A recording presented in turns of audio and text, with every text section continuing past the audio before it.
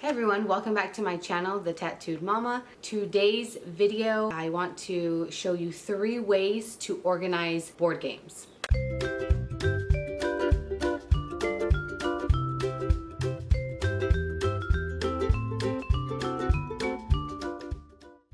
This is our game center slash bookcase, which we keep out in the living room, mainly for when guests come over. If they can feel free to grab a game or a book, but it's gotten pretty messy, so this is the project for today. The first thing I'm doing is pulling everything out of the game center, starting with the books. I'm separating them into a keep and donate pile. For the donate pile, I give any like new looking books to the local library, list the fairly used books on my local Facebook Buy Nothing group, and then take the rest to Goodwill. We used to have 4 bookcases stuffed full with books, but it got to a point where I felt they were just taking up a lot of valuable real estate in our home. So now we only keep 2 shelves full of books, one for kids, which go in the homeschool room, and one with the books you'll see here in the living room that we keep for guests or mine and David's favorites. We now just go down to the local library, which the kids seem to like because they get to pick out a book that piques their current interest, and they really enjoy being the ones to hand over their library card as if it's like a debit card that they're using to pay with. And it encourages all of us to actually read the books we currently have, since they do have to be returned within a certain time period. So win-wins all around. The first way I went about organizing these board games was by wrapping all the boxy board games in a coordinating wrapping paper. Since my home has neutral colors, I went with this brown postal packaging paper that I found at Target. And I will leave the link to the blog post so you can find all the items I use in this video if you want to use the same ones. Now, I chose to wrap these up because the colorful designs that each board game has made the game center look messy, which ended up giving the entire room a cluttered feel. So I wanted a way to hide the games but still keep them in full view to encourage everyone to still use them, because the old saying, out of sight, out of mind, is the real deal. I strongly suggest gluing the paper down to all sides with a glue stick. The first time I did this, I just wrapped them up and taped the sides down like a regular gift wrapping job. But there were 2 things that went wrong here. First, the lids were a tiny bit too big now from the wrapping paper plus whatever air was trapped between, so it was a little difficult to put the lids back on. Then 2, whatever spots didn't have tape ended up ripping easily when my kids would grab at them. The solution was gluing everything down, which is tedious but a big payoff in the end. For the games that came with pop-off lids, I was able to just wrap the lids because you can't see the bottom part when the lid is on anyway.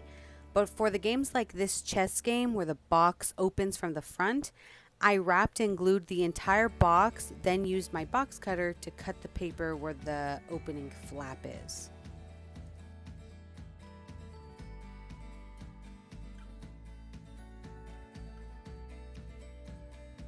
I then labeled all the games. You could just write the names on each box if you have pretty writing, but I don't, so I made labels for each. I found clear printable sticker paper at Amazon, then used Canva to create the labels. But if you don't have Canva, you can just use Word or Google Docs. I also tried making labels with my Cricut machine, and that worked out great too, so that's an option.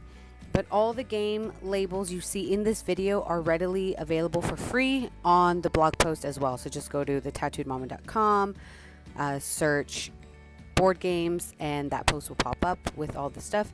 Or you can just click on the link in the description. Okay, so method number 2 is for bagged games. Okay, I'm going to have to do a voiceover for the rest of this video because the echo in the original audio was awful.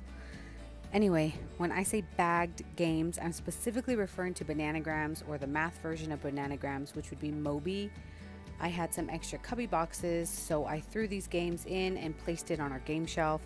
Originally, I found these at Walmart, but both Walmart and Target always have these in stock, so if you want to go this route, you are golden. Also, a lot of the box board games had holes in the top from the boys pretending the games were zombies. Rest in peace, board games.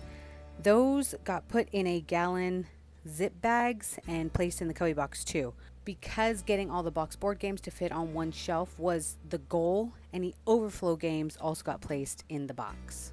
Okay, so method number 3 is book boxes.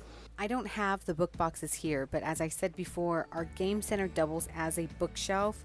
So my original idea was to put them all in paper mache book boxes, or those fancy book boxes that are supposed to trick thieves into thinking they're books, you know. Anyway, I decided against the fancy book boxes because that would end up being a big cost at the end of the day. So paper mache boxes were the way to go. Now, this would have required my small fortune of board games to be cut and taped back together to fit in the paper mache fake books, which I didn't like. And even though I didn't use this method myself, I still felt it was worth mentioning because if I didn't have the cubby boxes on hand, I would have just used these book boxes for the bagged games instead, which I still might do somewhere down the line. Another thing that made me go a different route was not being able to find the paper mache ones at my local stores. I stopped at 5 different stores and only one craft store had the one I wanted, but that store also only had one on hand. If you want the book boxes yourself, I did find out where you can order them online. I just didn't because I wanted this done that day. The links for where to find them are also on the blog post, but for video purposes, here's the walkthrough. Go to hobbylobby.com, search paper mache book boxes, and bam, there they are. You do have to get these as a pack of 3 if you order online, which include a small, medium, and large version. In the stores, you can buy them separately, but the downside to that is the stores usually only have one of each size on hand because they also get them delivered to their store in packs of 3. Okay, so that is it for the 3 ways. The first one being the boxy board games, wrapping them in wrapping paper to get rid of the colorfulness and to improve the aesthetics in whatever room you're in. 2, the cubby boxes that you can get at your local store. I know for a fact Walmart and Target always have them. And then 3 being the book boxes. Anyway, so that is it for this video. I really hope you liked it.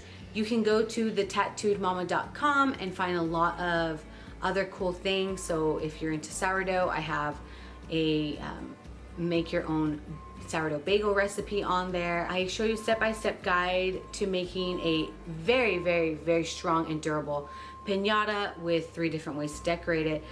So there are a lot of cool things on the site there. Go check it out. And everything here that you see will also be linked on that site. But to make things easier, you can just click on the link directly in the description box here.